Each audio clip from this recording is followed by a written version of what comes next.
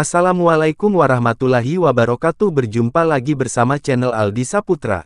Dukung terus channel Aldi Saputra dengan cara subscribe, like, dan bagikan. Terima kasih.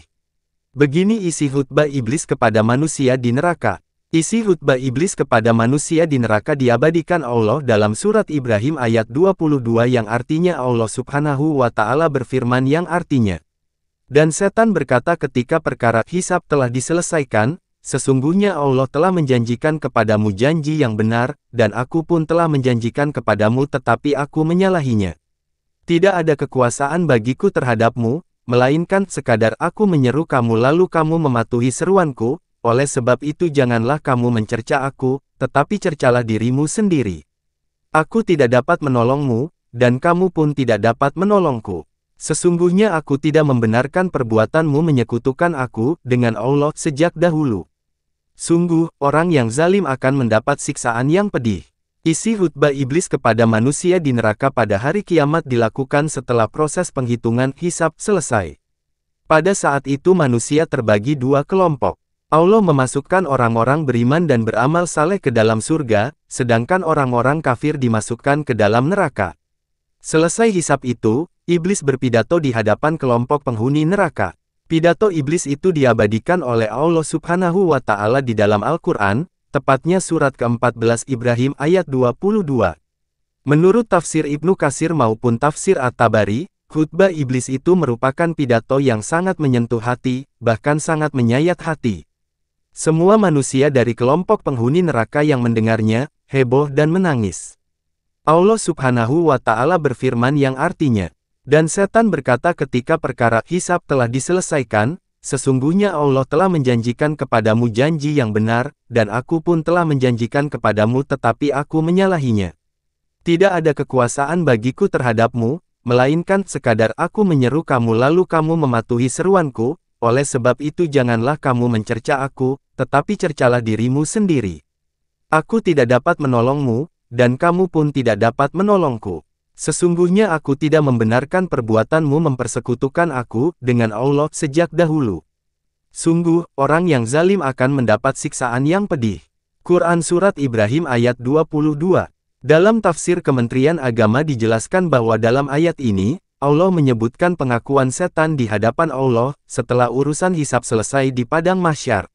Setan senantiasa menggoda dan menyesatkan manusia dari jalan yang benar, dengan memberikan gambaran sedemikian rupa, sehingga manusia yang terkena godaannya memandang kejahatan sebagai perbuatan yang baik dan terpuji. Di samping itu, setan juga memberikan janji-janji kepada orang-orang yang kena godaannya, yaitu keuntungan yang akan mereka peroleh jika mereka memenuhi ajakannya. Akan tetapi, ia tidak mampu memenuhi janji tersebut.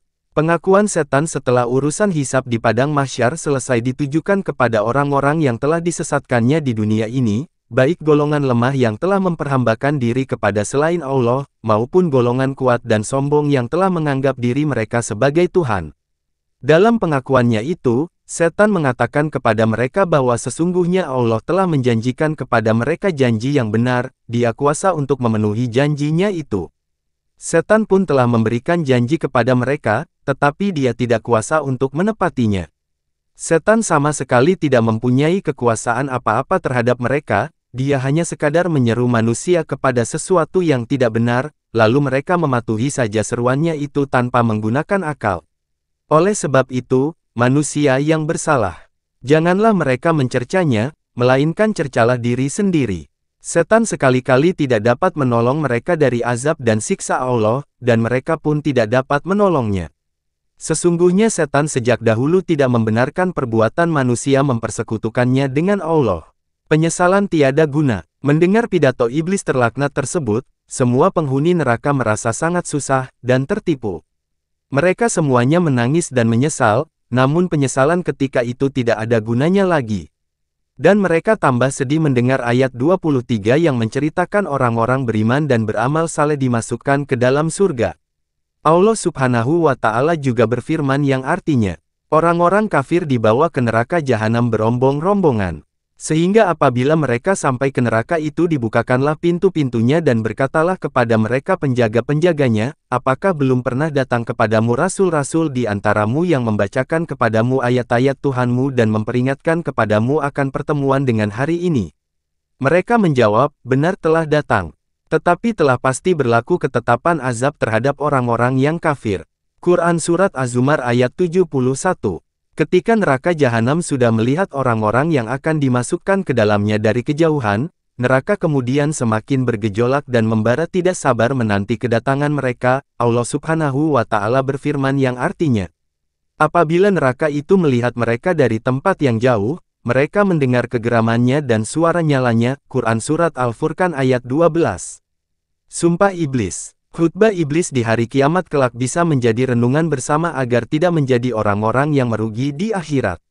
Sebab, ketika dilaknat dan dikeluarkan dari surga oleh Allah Subhanahu wa Ta'ala untuk bersujud kepada Nabi Adam, iblis bersumpah untuk menyesatkan anak cucu Adam hingga akhir zaman.